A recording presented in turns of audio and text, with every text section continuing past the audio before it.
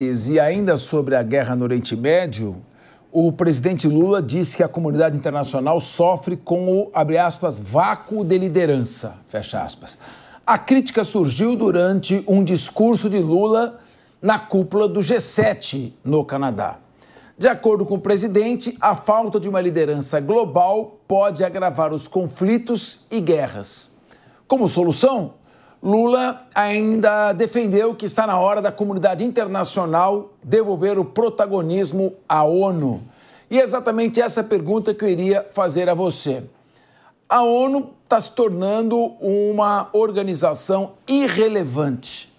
Fundada em 1945, logo após o final da Segunda Guerra Mundial, com a capitulação do Japão, em agosto de 45, a ONU simplesmente perdeu completamente sua zona de influência. Tem o Conselho de Segurança, com os 5 partidos que têm, os 5 países que têm o poder de veto, Rússia, China, França, Inglaterra e Estados Unidos. Se um deles veta, a ONU não tem poder de tomar nenhuma decisão. Então, esse vácuo existe. Como é que o presidente Lula pretende preenchê-lo se as grandes potências, que são Estados Unidos, China e Rússia, estão polarizadas e não se entendem? Como você vê esse caminho quando, em 2003, os Estados Unidos falou: vou atacar o Iraque e estou pouco me lixando com a ONU? Capês, boa tarde, meus amigos de bancada, nossa audiência que nos assiste, muito obrigado. Olha só, eu quero responder a sua pergunta por último, porque eu quero sintetizar a minha resposta em cima do que os meus colegas de bancada trouxeram aqui, tá bom? Começando principalmente sobre o Irã. O Irã é o Estado, é o único Estado que enriquece o urânio em todo o seu continente. O que eu quero dizer com isso? Que ele é o Estado não nuclear que consegue enriquecer esse produto, eu vou chamar de produto. As inteligências de Israel descobriu que eles enriqueciam a 60% e que para você fazer uma bomba atômica, uma bomba nuclear, uma arma nuclear, você precisa de um urânio enriquecido em 90%. Bom, foi isso que a inteligência de Israel conseguiu ali entender que o Irã estava fazendo, e por isso se deu a esse ataque. E quando a Beatriz traz aqui a luz, né, literalmente, sobre o Benjamin Netanyahu, dizendo que ele estava muito fraco politicamente, e isso é uma verdade, tanto é que um mês antes dessa guerra, ele esteve nos Estados Unidos, na Casa Branca, conversando com o Biden, e um mês depois estoura essa guerra. Na verdade, não era nenhuma guerra, na verdade, era um conflito. O Hamas invade Israel e mata centenas de inocentes. E o Benjamin Netanyahu, estando forte ou não, ele precisava dar uma resposta. E aí eu não vejo que tem alguma coisa a ver com partido político ou com posição política. É o líder de um governo e ele precisava responder de tal forma. E as investigações sobre esse conflito acabou gerando uma guerra. Por quê? Porque foi também entendido que o Irã estava financiando esse grupo terrorista que é o Hamas. Muita gente do bem, muita gente que não tinha nada a ver com isso, na faixa de Gaza, morreram e ainda está sofrendo muito com isso. Nós aqui noticiamos ao longo de todo desde 2023, né, desde outubro de 2023, a gente vem falando aqui e mostrando nossas condolências às vítimas de uma guerra que não deve ser fácil, todo esse conflito por lá. Mas como que ele vai ter uma nova eleição ou como que ele vai sair do poder em meio à guerra? É inconstitucional. Então esse lance de que o Benjamin Netanyahu está se prevalecendo disso, na minha opinião, não é tão assertivo ser falado, porque é um país que está em conflito e a inteligência mostra que eles estão atrás dos financiadores. Agora, Capê, sobre a sua pergunta, o Lula ele tem razão. Tendo em vista que na última reunião do G7, o Donald Trump, que é o homem mais poderoso do mundo, saiu no meio da reunião e falou: vou para a Casa Branca, e voltou para Washington, principalmente para conversar com seus aliados políticos ali sobre a guerra do Irã, se vão ou não invadir o Irã. E aí cai aqui uma hipocrisia, porque o Donald Trump, que foi sempre contra as guerras, até fazendo uma crítica aos seus antecessores, agora se vê numa sinuca de bico, podendo entrar numa guerra, ele que é tão contundente quando diz que não quer uma guerra e tem tudo que ser resolvido no diálogo. Mostrando também, Capê, só para finalizar aqui, que ele também perdeu as forças, porque antes de assumir, ele falou que quando assumiria a Casa Branca, ele ia pôr fim a essa guerra. E não é o que aconteceu, muito pelo contrário. As guerras intensificaram, não só em Israel, como também na Rússia. Ou seja, o presidente Lula falou uma verdade. Falta de verdade ali uma persona para colocar paz e talvez a ONU seria a grande solução. Pois é, mas quem seria essa pessoa? O Lula? Porque o Lula disse que ia resolver a guerra da Ucrânia com a Rússia com uma cervejinha. De momento então, eu não acho que... por favor, Capês, eu não falei isso. Eu não acho que o Lula é a pessoa indicada. Muito pelo contrário, ele seria a última pessoa. Mas que falta, dentro dessa liderança global, uma pessoa que vai chamar a responsabilidade e falar, gente, ó, nós precisamos resolver esse conflito. Até porque o Irã é um poço ali, né, os países árabes têm o petróleo e vai custar no nosso bolso aqui. Ou seja, falta de verdade uma liderança ou então passar essa responsabilidade para a ONU. A verdade é que o 11 de setembro mudou todo o xadrez da relação mundial quando os Estados Unidos resolveram atacar o Iraque sob um falso pretexto de que ele teria armas de destruição em massa. Desse ataque, o resultado foi um Estado disfuncional, o mesmo que ocorreu com a Líbia também, dominado por grupos terroristas, e a herança que o George Bush deixou para nós foi o Estado Islâmico. Agora, o Luca Bassani, você está conosco ainda, depois eu vou chamar o Zagarino. Ô, Luca, o diretor-geral da Agência Internacional de Energia Atômica da ONU, ele reiterou, já tinha feito a afirmação e reiterou agora, que uma ação militar que leve à destruição de instalações nucleares pode colocar em risco e trazer graves consequências à população do Irã. Tanto riscos de dano ao meio ambiente, como também de contaminação em geral. Por enquanto, Israel está atacando mais superficialmente. Agora, se ele usar essa bomba, que alguns contatos meus em Israel dizem que os Estados Unidos já cederam a Israel essa bomba, é uma bomba que penetra os 80 metros de profundidade e pode destruir ali as centrífugas. Como você vê o desenrolar perigoso desta guerra no momento em que o Irã, acuado, se recusa a ceder e o Donald Trump falou, se vocês não se renderem, nós vamos entrar também e aí pode acontecer de tudo o pior. Nós podemos ficar preocupados? Existe uma possibilidade de se alastrar esta guerra?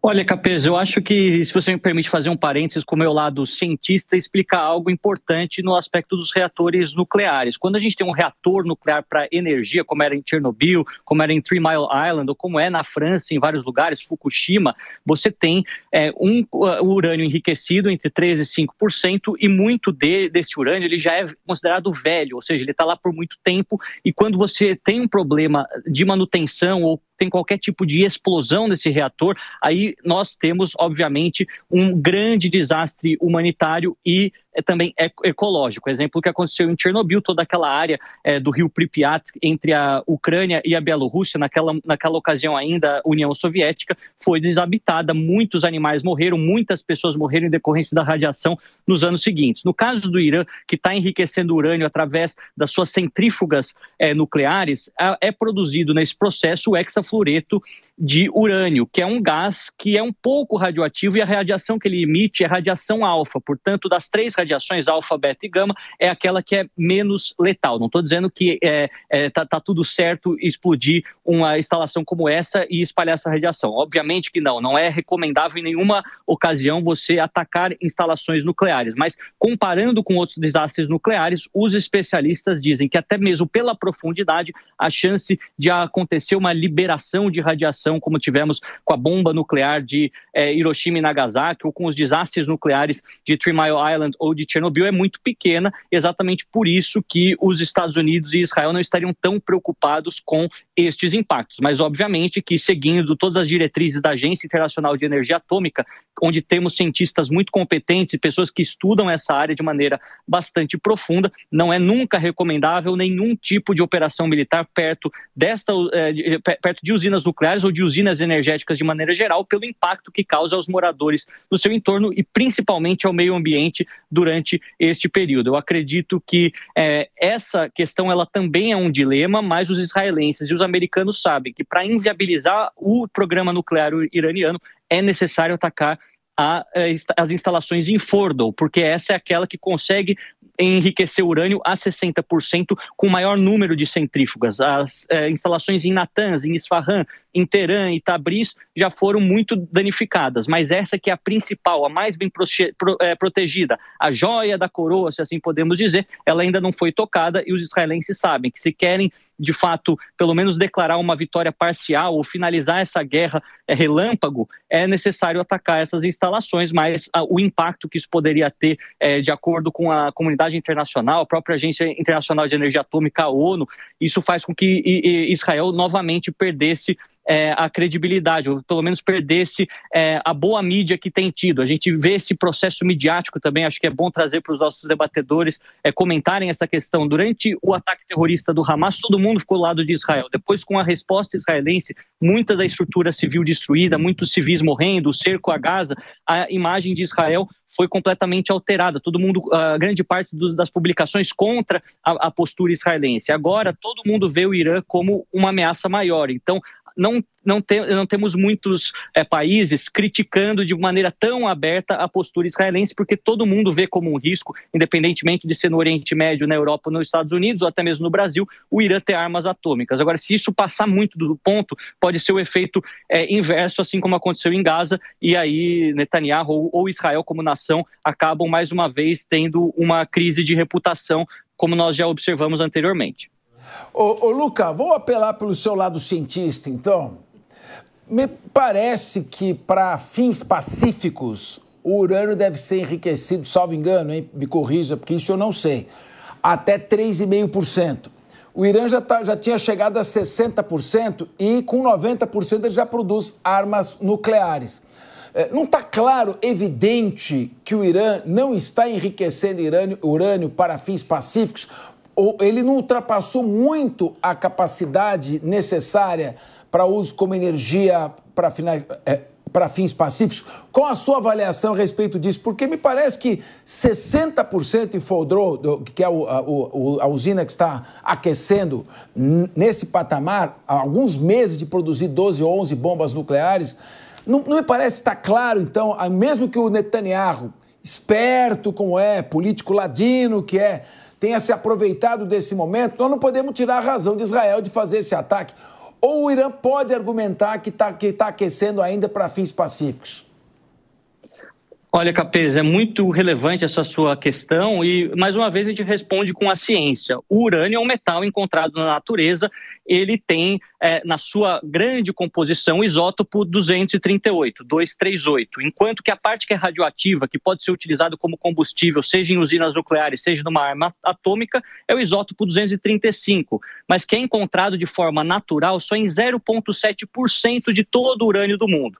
Para que você enriqueça esse urânio, você precisa dessas centrífugas e aumentar esse nível de pureza, ou seja, aumentar a quantidade do isótopo 235. Se você vai de 3% a 5%, como você bem colocou, 13,5% já é mais do que suficiente para fins civis, para fins energéticos. E é o que muitos países fazem. A França, aqui vizinha da Alemanha, utiliza muitas usinas atômicas na pureza aí de 3,5%, 4%. Os reatores de Angra 1, Angra 2, Fukushima no Japão, nos Estados Unidos. A própria União Soviética sempre usou também. Quando você começa a enriquecer mais, aí você já chama a atenção do mundo. E os diversos órgãos de inteligência, sejam ocidentais, sejam orientais, dos países árabes, e seja a própria Agência Internacional de Energia Atômica, atestam que o Irã já estava enriquecendo urânio acima de 60%. Em alguns relatórios da União Europeia, enriquecendo a cerca de 83% em algumas localidades, em algumas instalações. Ou seja, a grande pergunta é, por que fazer isso? Se com menos de cerca de 10% dessa pureza, né, 15% dessa pureza, até muito menos do que isso, a gente já consegue enriquecer para fins energéticos. E é exatamente por isso que a retórica iraniana, queremos só ter autossuficiência da energia, acaba não colando por conta exatamente de tudo aquilo que foi revelado e se mostra um grande perigo, porque o salto que você faz para enriquecer o urânio de 60 a 90, ele é muito menor do que aquele que já foi feito de 0,7 até 60, ou seja, o Irã já dominou essa técnica de centrifugação e de enriquecimento de urânio e para continuar é apenas uma questão de tempo. Aí a gente vê algumas incongruências em relatórios, uns falam que o Irã estava há 7 meses, outros falam em 2 anos, a Tulsi Gabbard também nos Estados Unidos, da Agência de Segurança, falando que eram 3 anos. De qualquer maneira, é um tempo muito curto para a gente pensar que uma arma com este potencial poderia estar na mão de um governo que declarou querer eliminar Israel e também uma ameaça direta aos seus países vizinhos muçulmanos. A gente não pode esquecer que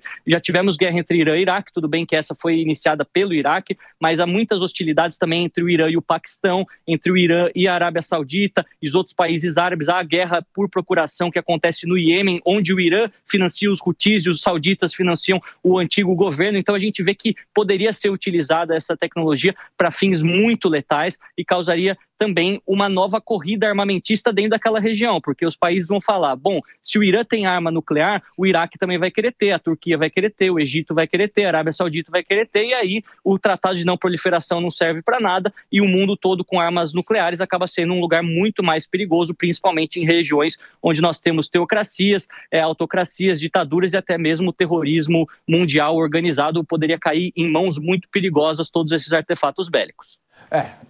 Em outras palavras, podem protestar, Shell, respeito quem pensa contrário, mas Israel tinha que fazer alguma coisa. Não dá para Israel esperar o Irã aquecer 90% para ter as bombas nucleares. Ou seja, o Irã é que procurou isso para ele mesmo, aquecendo nesse nível o urânio. Muito obrigado, Lucas. Você fica conosco. Vou só dar uma aquecida aqui. Já temos assunto da CPI, do INSS entrando.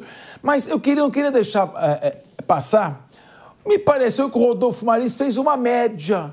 Diz que o presidente Lula é que tem que liderar todas as discussões, liderar as reuniões para estabelecer a paz no mundo. Eu pergunto, não é o Trump, não é o Putin, não é o Xi Jinping, é o Lula que vai chegar lá e falar, pessoal, vamos fazer as pazes aqui? Eu não entendi o que o Rodolfo falou, eu quero um contraponto para isso. Sérgio Zagarino, eu preciso que você fale, porque não dá para o Rodolfo dizer o que ele quer aqui. Tem duas... Rodolfo, tem duas coisas... Minha réplica aqui, né? Tem duas coisas que eu tenho certeza na vida. Uma delas é a morte. Isso é o nosso fim. E a segunda é que o Lula não tem capacidade nenhuma de resolver qualquer tipo de conflito internacional. Até pelo fato de que, em promessa de campanha, Luiz Inácio Lula da Silva disse que iria resolver isso com uma cervejinha entre os líderes de nações como a Rússia e a Ucrânia. O que, de fato, passa muito longe de ser verdade, né? Veja bem. E agora, quando ele também critica, é muito fácil criticar e colocar a responsabilidade na ONU. Só que nós temos que lembrar, Rodolfo, que a ONU ela foi criada pós-Segunda Guerra Mundial e, naquele período, a forma de conflito era completamente diferente. Hoje, Israel luta pela sua própria subsistência, como nós aqui já debatemos e nos aprofundamos, o Luca Bassani, eu, Capese, todos nós aqui já falamos. Ou Israel fazia, ou estava em risco a sua própria existência naquela região do Oriente Médio. E quando você diz, Rodolfo, que, olha, nós precisamos de uma liderança que não tem no mundo, Donald Trump é essa liderança. Eu quero perguntar o seguinte para o Rodolfo Maris. O que a ONU iria fazer para convencer o Irã a diminuir o nível de aquecimento de urânio? Vamos dizer que a ONU está lá instalada, um local grande com vários países, né, 193, tomando chá e biscoito, discutindo temas que não levam a nada. Ô, Irã, faz favor, aquece menos. Eu pergunto o seguinte, essa postura do nosso presidente não é uma postura ingênua de achar nós temos que recuperar a ONU. A ONU vai fazer o quê com o regime teocrático, ditatorial? Você, Rodolfo Maris, que de um tempo para cá resolveu passar pano para tudo, você tem direito a se manifestar. Senhoras e senhores, nossa audiência que já me conhece há muito tempo sabe que são falácias aqui do que estão dizendo a meu respeito. Em momento algum eu disse aqui que o Lula seria o grande articulador da paz mundial. Muito pelo contrário. Eu só disse que na sua declaração ele tem uma certa razão, onde nós não temos um protagonista mundial. Nós temos Donald Trump, que é o homem mais poderoso do mundo, que em menos de 37 minutos de reunião no G7, abandonou a reunião e foi para a Casa Branca. É sobre isso que eu estou falando. E sobre o protagonismo da ONU, Zagarino, você foi um pouco audacioso aqui em corroborar com o que o Fernando Capês está dizendo, porque em momento algum eu disse sobre o Lula. Mas tudo bem, né? Você, como passador de pano para Donald Trump, eu não espero menos de você. Mas vamos lá.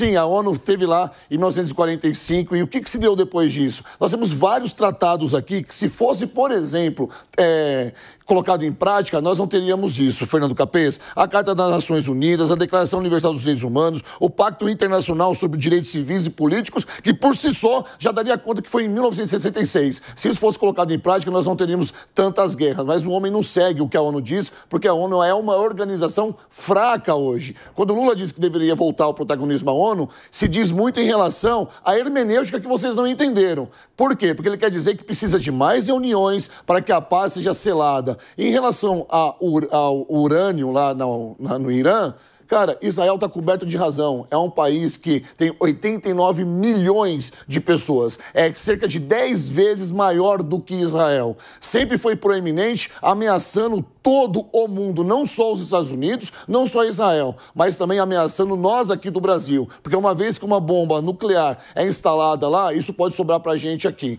É só isso que eu quis dizer. Espero que vocês tenham entendido. Tá. Só para dizer que o Irã não ameaça o Brasil. Ele encosta navios de guerra aqui no porto do Rio de Janeiro no começo desse governo. Foi exatamente o que ele fez. Eu me senti ameaçado. Se o governo não respondeu isso como ameaça, o governo está errado. Eu me senti como cidadão ameaçado. Eu tenho certeza que qualquer cidadão de direito se sentiu ameaçado com esse navio sendo atracado aqui no nosso território. Muito bem.